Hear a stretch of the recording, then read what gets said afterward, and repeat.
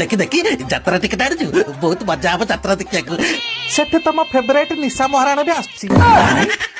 ନିଶା ମହାରାଣା ବି ଆଉଛି। ତମେ ତ ଜାଣିକି ଜନ୍ମରୁ ଅନ୍ଧ ଚଢିବାକୁ ଚାହୁଁଥିଲ ନିଶା ମହାରାଣାର ପଥର ବନ୍ଧ। ବାପାଙ୍କର ଗୋଡ ଧରି ଭୁଲ ମାଗ। ଭୁଲ ମାଗିବି କାହିଁକି? ମୁଁ ତ କିଛି ଭୁଲ କରିନି। କଣ କହିଲ? ଭୁଲ ମାଗିବନି? ଘଇତା ହେଇ ଯଦି ଗୋଟେ ଛତର ଖାଇ ପାଇଁ ମାଇପ ଉପରେ ହାତ ଉଠେଇବ ତାହେଲେ ସେ ଘଇତା ନୁହେଁ, ସେ ହଉଛି ସାରୁ ରାଇତା। ଶେଷରେ ଘରେ ରାନୀପଟା ଚାଲିବନି। କଣ କହିଲୁ? ଏ ଘରେ ରାନୀପଟା ଚାଲିବନି? ଆଉ ଯଦି କୋଉଦିନ ନିଶା ମହାରାଣା ରାନୀପଟା ସହିତ ତୁଳନା କରୁଛୁ ତାହେଲେ ତୁ ଦେଖିବୁ ବାଡେଇ ତ ଗାଣ୍ଡି ଫଟେଇଦେବି।